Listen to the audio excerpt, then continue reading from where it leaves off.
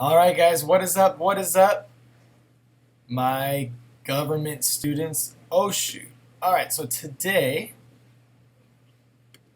we are going over voter turnout. So please write this down in the next page of your notes. This is the title of today's notes, Voter Turnout. We're starting to get into elections. How exciting is this? So voter turnout, please title your notes as such.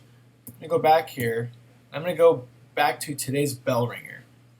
So take a couple minutes and answer this question for me. The question is, in Australia, voting is mandatory.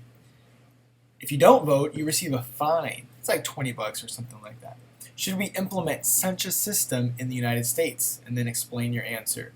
All right, so please pause this video for about 5 minutes, and then let the students answer that for about 5 minutes, and then after 5 minutes, you guys will share your answers. Press pause. Oh my goodness, those answers were amazing. I can hear them all the way from here. They were incredible. You guys are snapping on the freeway. Oh shoot, oh shoot. All right, so let's get into today's voter turnout lesson. Now I want to show you this page here. So in this unit, we've been going over the 4 linkage institutions on how us as Americans are linked to politics or linked to government. So we talked about parties, Republicans, Democrats. We talked about interest groups. You guys turned in an interest group poster. So we got that down. We talked about the media, Fox News, CNN, MSNBC, newspapers, magazines, other TV networks. We talked about media, and now we're on elections. We're going to spend a couple days talking about elections. And today, the first election type lecture is on voter turnout. Voter turnout. Who actually votes? Who shows up to vote? Who is it? Why do they vote? Why do they not vote? What's going down? So that's what the topic is of today. By the end of the lesson, go ahead and please explain this for me. Write this down. By the end of the day, explain 2 reasons why voter turnout is low in America. Why is it low? America has a pretty low voter turnout comparatively to other countries. All right, so let's take a little trip back in history and take a look at what were the qualifications in order to vote. That word suffrage means voting, not like suffering. So what are the historical qualifications for suffrage, for voting? Well, first, so we're going back in history here, you had to be a particular religion. In order to vote, you had to be a Christian. If you were not a Christian, you could not vote. Now, we don't have this anymore. Oh, I forgot to tell you. So as we go through this lecture, please do not write every word down on here. Some other slides have a lot of text. Just discern what you feel you need to write. Summarize it. What do you think is the most important information here? And if need be, if we need to pause the video, that's not a problem. You guys can pause it. Sub can pause it anytime. All right, so second historical qualification was property, meaning that you had to actually own property to vote. If you did not own a piece of land, if you did not own a home, sorry, you were not able to vote. All right, now let's move on to the 1800s. In the 1800s, you had to be a particular race to vote. That was a qualification. You had to be white. If you were not white, you could not vote. Of course, we do not have this around anymore due to the 15th Amendment. Which one do you guys think is next? What other historical qualification did we have? Gender or sex. You had to be male in order to vote. If you were female, you could not vote. You were not allowed to vote. And of course, today we do not have this qualification anymore. As I'm sure you guys know, 19th Amendment eliminated that sex requirement, that gender requirement. Moving on, you had to, or you didn't have to, but a lot of people were required to pay a poll tax, mainly African Americans. So we could tie this back to race, but in a sense, you had to be from a particular income because you would have to pay a poll tax. If you wanted to vote, all right, let's give me a couple bucks, and then you'll get a right to vote. So we do not have this anymore. That's the 24th Amendment that banned the poll tax. So we have religion, property, race, sex, income, and then literacy. You had to be able to read. That was a qualification in order to vote. We no longer have this qualification. If you cannot read, you're still allowed to vote, and then the way they do it now is an auditory form. So you would put some headphones on, and then they'll kind of walk you through the process on how to vote. And then we used to have a minimum age of 21, but today it ain't 21, it's 18. So you can vote once you turn 18. However, that was not always the case. 21 was that former age, but the 26th Amendment got rid of that. So these are the former qualifications for suffrage. But what are the current qualifications? What do you have to do now in order to vote? Well, you got to be a citizen. If you are not a citizen, you cannot vote. Now, when I say citizen, I'm not just saying like somebody that's here legally. Just because you're here in America legally does not mean that you have the right to vote. You got to be a citizen. You have to be a citizen of the United States. You also have to be a resident of a particular state. So you have to live somewhere. So residency is important. Age, you have to be at least 18, and you got to register. You got to register to vote. If you do not, then of course you cannot vote. We'll talk about registering to vote in a little bit. All right, voter turnout in the United States compared to the foreign nations. So when I say voter turnout, what I mean is this. It's the number of those people who voted compared to the number of those that are age eligible to vote. So it's the actual amount of people that voted compared to those that are able to vote. And then you divide that number, and then you come up with a particular percentage. In America, that percentage is about 50% in presidential elections. That's not high, guys. Half of America will vote in presidential elections. That's it. Half. That's nothing. Midterm elections are those elections between presidential elections. Presidential elections are every 4 years. Those midterms are in between that 4-year period. For midterms, it goes down lower, 30 to 40%. It's even lower in state and local elections. So the voter turnout in America is not high. So we've established that there's a decline in voter turnout since 1960.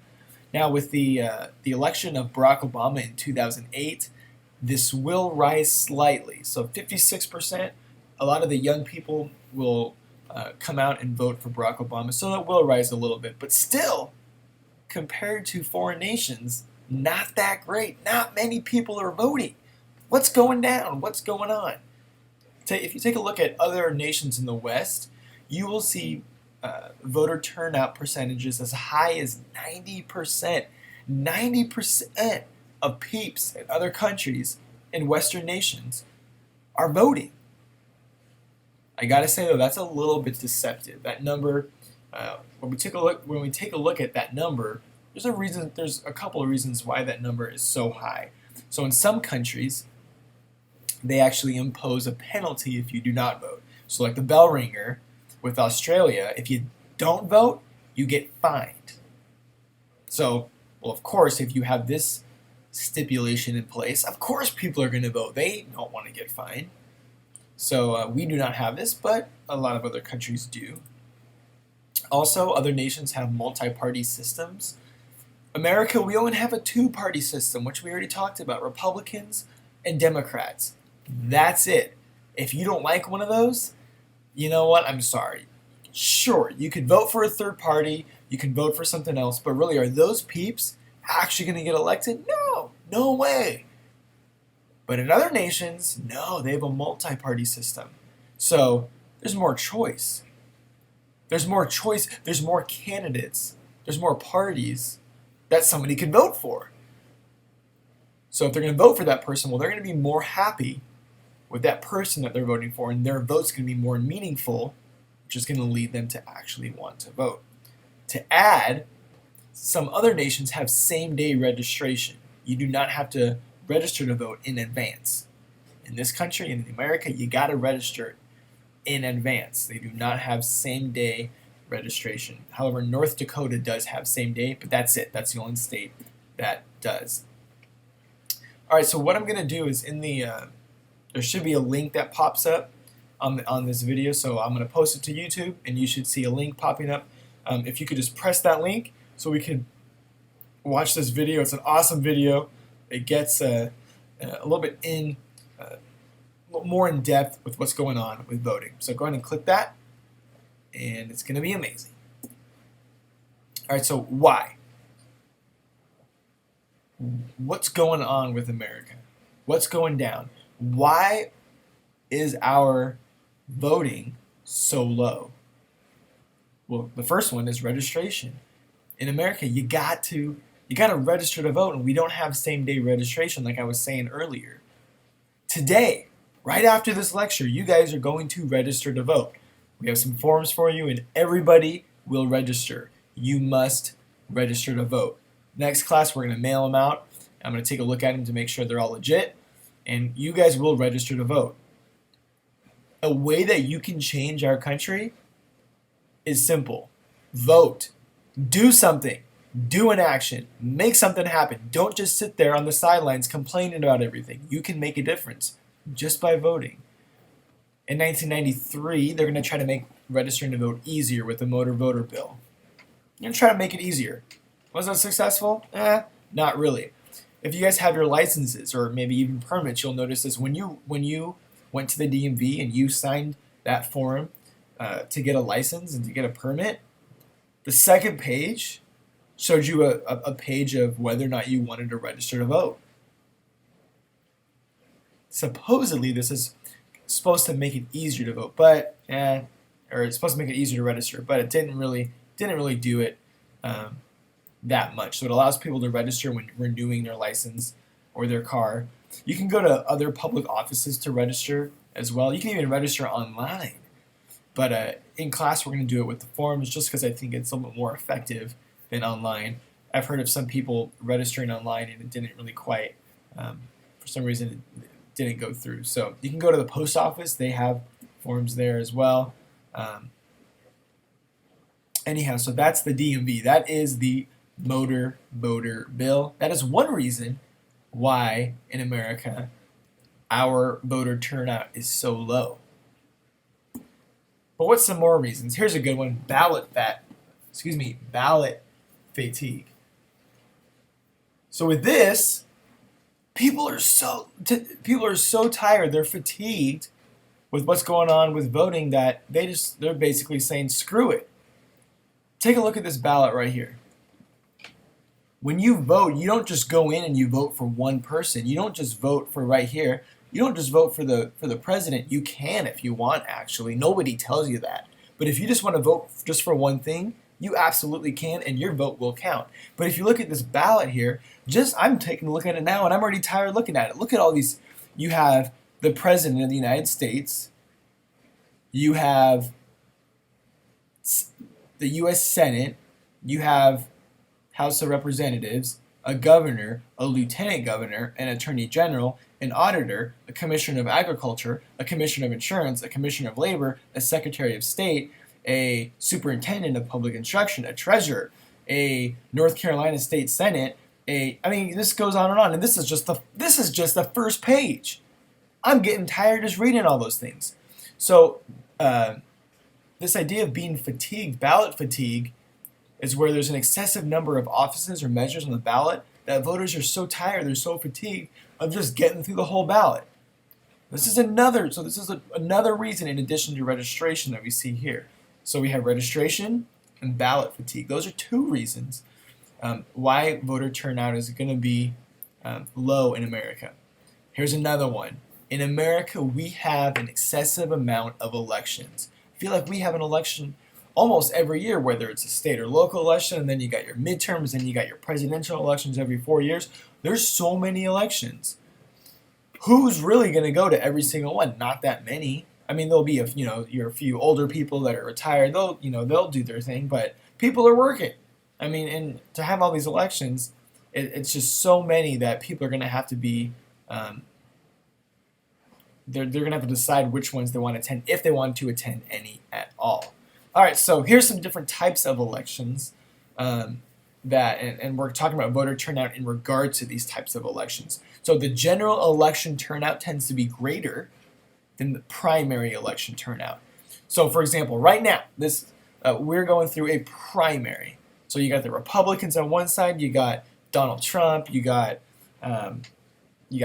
Ben Carson, who's not sure whether or not he's in. You got Marco Rubio, you got Ted Cruz. You got also Kasich. Those are the main dudes on the Republican side. They're all going against each other. Then on the other side, on the Democrat side, you got Hillary Clinton and you got Bernie Sanders. They're going against each other. That's the primary election. It's not the general election. The general election is when you're going to get that Democratic nominee against the Republican nominee. That general election, I kind of like to call it the Super Bowl of politics. It's like that. It's the final one. It's it. It's the one that decides who's going to win. That general election, that Super Bowl, is going to be where more people vote compared to the primary. Chief executive elections. So this could be either president or it could be perhaps even maybe governor. But chief executive elections will have a higher turnout. It will be greater than legislative elections. So these are your congressmen and your senators. Presidential elections have the highest turnout. We've already talked about that. National elections, so with the whole United States, those elections will have a greater turnout than state elections. So this is when we talked about, remember you guys wrote a letter, you guys wrote it to either Ken Calvert or you wrote it to Eric Linder. Eric Linder is a state politician. He's not a national politician. He's not a federal politician. Oops. He is Eric Linder is a state politician. Oops. Oh, something's going on. All right, there we go. So those are your three main types of elections in regards to voter turnout. All right, so the most important one is, I would say, probably A. So make sure you got that one down for sure. B is pretty important as well. All right, so this last reason, difficulties in obtaining absentee ballots. Absentee ballots, if you look at that word, it kind of looks like absent. So if you're absent and you're not able to vote, you can get what's called an absentee ballot ahead of time. They'll mail it to you, and then you can send it in. However, people are a little bit confused on how you actually obtain these absentee ballots. So this is going to be yet another reason why voter turnout is pretty low in America. Interestingly enough, you guys, young people, tend to have the lowest voter turnout. What? That's right. Young people between 18 and 25 have the lowest voter turnout. Now, when the 26th Amendment was ratified, the 26th Amendment, that was the one that lowered the voting age to 18 so that 18-year-olds could vote. Voter turnout's actually going to naturally decline. And that's what I'm referring to there is the percentage. The percentage of our voter turnout will decline compared to that of what it was. So a little interesting, a little cray-cray. Young people have the lowest voter turnout. Or there's going to be some political reasons as well. Lack of political efficacy. Remember that term, political efficacy? Do you believe that you can make a difference in politics? Do you believe that your vote matters? How knowledgeable are you about the candidates? How knowledgeable are you about politics? How knowledgeable are you that you can make a difference? If you have a lack of political efficacy, you ain't gonna vote because it doesn't matter. So this whole idea, the reason why you are in this course, the reason why you're in government is to gain political efficacy. That's the whole purpose. However, many people don't have a high level of political efficacy. So they ain't going to vote. They don't think it's going to matter. Many people are dissatisfied with the candidates, dissatisfied with the parties, And a lot of people just hate politics in general. So if you hate politics, hey, what's the purpose? Not even gonna do anything. A lot of people are upset with everybody. There's no good candidates, right? People don't like Trump. They don't like Cruz. They don't like Rubio. They don't like Hillary Clinton. They don't like Bernie. And if they don't like anybody, well, then what's the purpose of voting? They're not going to vote either. Republicans and Democrats, people say, screw them both. They don't like them. Additionally, there's not a whole lot of, there is competition, but it's not like it's extremely strong between the Democrats and the Republicans. Usually have, today we have, if you were to actually count everything up, we have a little bit more liberals than we do conservatives currently, but it's still fairly competitive. Also, the weakness of parties in mobilizing voters. Parties, the Republican Party and the Democrat Party, they are not able to mobilize those voters, meaning they're not able to get out the vote. They're not able to motivate people and to encourage people to vote. And if they are not successful with that, well, people are not going to vote. Who's going to vote?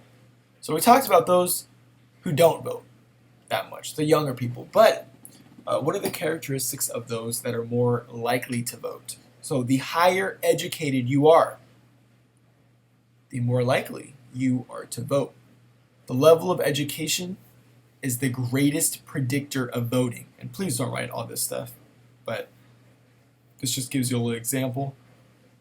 It's the greatest predictor of voting that cuts across other factors. Those with high levels of educational achievement, regardless of race, regardless of sex, regardless of income, are more likely to vote than those with low levels. So how high is your education? Those that are with PhDs, they're going to vote more than those with masters. People with masters will vote more than those with BAs or BSs. Those with BAs and BSs, they're going to vote more than those just with high school diplomas. Those with high school diplomas will vote more than those that do not have high school diplomas. So your level of educational achievement matters. Those that are more rich, those that have higher incomes, they will be more likely to vote than those that do not. So those that are earning more money than others, they will vote more than those that are poor. Age. The older you are, the more likely you are to vote. Now, there is one exception here, and this is with the very elderly. So if you're getting in like the 75s, the 70, you're kind of reaching your higher 70s, your 80s, well, it's going to be difficult for you to actually to get out there and to do your thing. So once we see with the older people, then we see a decline in voter turnout. But in general, the older you are, the more likely you are to vote. In regards to race, whites are more likely to vote than blacks. Blacks are more likely to vote than Hispanics. So again, those that are white tend to vote more than those that are not. And we could definitely have, maybe next class, we could have a whole big discussion of why this is. Is there a socioeconomic reason why that's such? Or is this maybe, perhaps this is a flawed statement. Maybe it has really nothing to do with race and it's just income for some reason. Maybe some people would argue that. But across the board, we actually do see race making a difference in who votes. In regards to gender and sex, in the past, women voted at lower rates than men. However, that's no longer the case. Now more women will vote than men. So gender matters, race matters, age matters, income matters, and the level of educational achievement matters. Does this idea of America having a low voter turnout even matter? Who cares? Does it matter? Does it actually make a difference in our political system? Perhaps yes, perhaps no. Well, here's one idea. If voters accurately represented a cross-section of the United States, then low turnout would not even matter. It would be unimportant. But here's the problem. We saw, I'm going to go back. We saw with this, we see these characteristics of why people are more likely to vote. So if these are the people that are voting, then isn't that going to affect the outcome of the race? Older whites with higher levels of income and educational achievement are overrepresented. Those that are poor are not equally represented. Men are perhaps not equally represented, although I don't know if I would agree with that statement, but according to this, that would be true. People that are not as educated are not as represented. So there's a problem of class bias here. So in my opinion, low voter turnout does matter. It does matter. And guys, I gotta say, right? We have this political dialogue all the time. I know it's crazy on Twitter. People are saying this, saying that about particular candidates. But does that even matter? If you ain't gonna vote, does that even matter? So everybody that has a criticism about politics, remember, they don't always vote. They're just blowing hot air. They're just saying what they want to say. But keep in mind, they may not be voting. All right, so here's some other forms of political participation. This whole unit, we're talking about how do you actually participate in politics? How can you make a difference? What can you do to change the country? Here's some forms, other forms of political participation. So you can petition the government. That's in the First Amendment. You can perhaps lead demonstration marches or rallies. Fight for a cause that you actually believe in. Attend local party meetings, town hall meetings, and stuff like that. You can make campaign contributions with money. We'll talk more about campaign financing later, but these candidates, they need money. They need money to fund their campaign. That's one way that you could perhaps make a difference. You can write letters, you can write letters to people. We did this in class. That's participating in the political culture. You're participating in politics when you're writing to make a difference. Make sure that you guys get those envelopes and that we put a stamp on them so we can send them out. You can just try to persuade others. Just have that open dialogue about politics, like I just talked about on Twitter, or just talking to your buddies, your friends, and saying, "Hey, what's up with this? Who should we vote for? What do you think about Donald Trump and his view on women? What do you think about Hillary Clinton and Bernie Sanders on their view on the rich? What does that mean? What do you think about that? Is that fair? Is it unfair? What's going down?" These are forms these are other forms in which you can participate in politics. I like this little political cartoon. Again, don't vote, don't complain. If you're not going to vote, doesn't matter. Don't complain about what's going down. You got to register to vote. Register to vote. And today, you guys will be doing that. You guys will be registering to vote. Okay, that's it, guys. We're done. That's it. So here's your essential question. Explain 2 reasons why voter turnout is low in America. Keyword, explain.